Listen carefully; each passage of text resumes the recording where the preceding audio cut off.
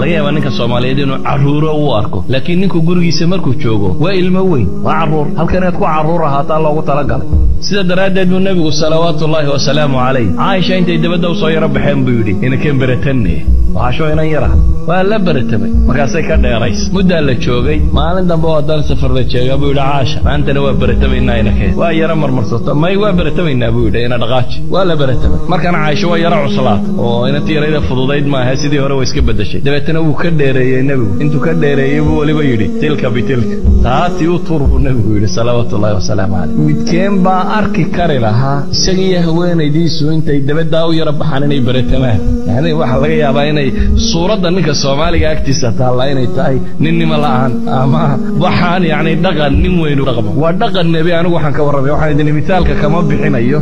cid kale tusaale kama bixinayo waa tusaale nabi Muhammad salawaatullaahi wa salaamu alayhi oo ah bashariyada cidii loo soo diray inuu hago ilaahay baa wuxuu abuuray kuwa jecel subhanahu wa ta'ala sida daraadeed ayuu nabigu salawaatullaahi wa salaamu alayhi dhaqama ka muuqanaya muujinaya in guriga kani uu kalgacalkaasi ku dhisnaado sida awgeed buu Aisha maaliku tiri ilaahay rasuulkiisa hooyanka loo dhamidee kunya bay leeyeen ana kunyo Abdullah buu ugu yeertay Imaam Ahmed xadiiskiisa ku tilmaamay bal markuu yeeray uu tarxiimin jiray Aisha magaco bad la gooyo magaco in la tuuro in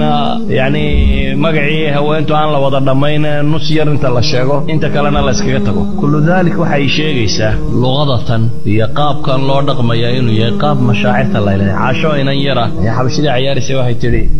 mar rabtaa buu nabigu yiri qoladan ciyaaraysa ina daawato haabay ku tiri tan nabigu isu taago dhinaciisay xaga dambeynta iska soo taagtay ayaan dhabanka u saaray bay leedahay oo maanta ma ka daashay markuu yiraahdaba may baan yiraahdaa anigoo rabay dadku inuu ogaado bay leedahay halka nabiga ka joogo ciyaarna ma rabin waxaan rabay bay leedahay soo nabigu ugu jajaban yahay anagtiisa qiimaha ugu leeyahay in ay dadka kale ogaadaan ama dumar kale inay ogaadaan waxay tilmaamaysaa qadaayadkani ruuxil marax in ay ku jirto inuu nabi Muhammad leeyahay khiyaarukum linisaa'i hadii tirmidhi albani sahih ku tilmaamay waa idin ku fiican waa kuwa dumarkooda ugu fiican baabkan waxaad moodaa inaan tilmaamay misaalkii koowaad هذا مفتاح السعادة الزوجية وشركة رياكو نينيا قبل يسكو درصدين شركة الرأس مال كهانتيدا الرسمية هيستاني كو تجارين يامبين لو الحب وهلكو كبلا مفتاحة كاني مفاتيح دواء الكبضا بيلاده هاي تلمامان ولما ديو كمدا التغاضي إن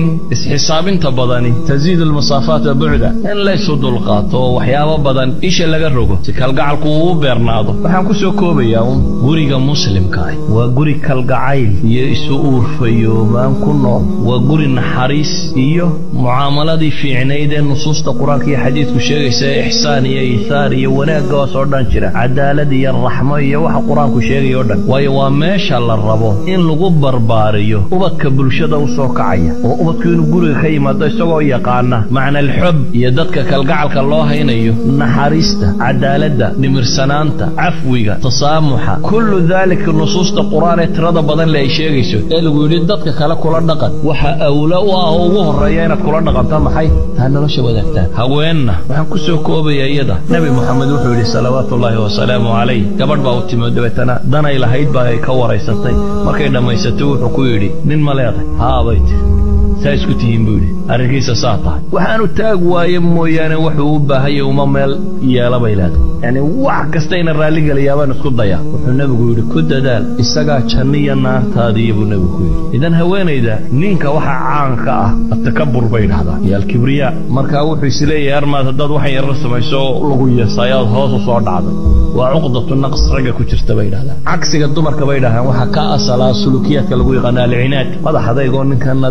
dabadabasani badan uu ka arko uu ku guumaysanaya aad wax iska dhicisid laakiin guriga dhabtahay waa guriga labada midna oo ninkuna markuu guriga joogo isla weyniyo dhan uu ilaabay haweentuna markay gurigeeda joogto taacad dhamaanteed ay la timi ay haweenta waxa laga rabay xadku nabi Muhammad tilmaamay salawaatullaahi wa salaamu alayhi Muaad ibn Jabal markuu Shaam iyo Meelaan ka yimid uu arkay qolo boobabkoodii wadaadadoodii u sujuudaysay uu nabiga yiraahdaa aanu ku sujuudno oo isku dayay wuxuu nabigu ku yiri salawaatu waxaad sameynaysaa waa maxay qisadii buu sheegay nabi wuxuu yidhi haddaan bashar uun fari lahaa inuu bashar u sujuudo bini aadamuun haddaan odhan lahaa bini aadam sujuuddu waa maxay sujuuddu waa meesha muujisa inaad ogoshahay ilaahay inaad addoonkiisii tahay waa waxa muujiya jidhkaaga halka ugu qaalisan ee ugu sarraysay aad haysataa waa wejigaaga aad soo nadiifisay ka dhalaalisay markaad halkaad cagaha ku haysay saarta macnaheedu waa maxay waa ilaah waa isu kaa dhiibay waxaan ogolay inaan addoonkaagii ahay waa calaama lilistislaam waxaa la yidhaha haddii bashar uun la odhan lahaa bashar adna madaxa dhulka u dhig haweenkaa la odhan lahaa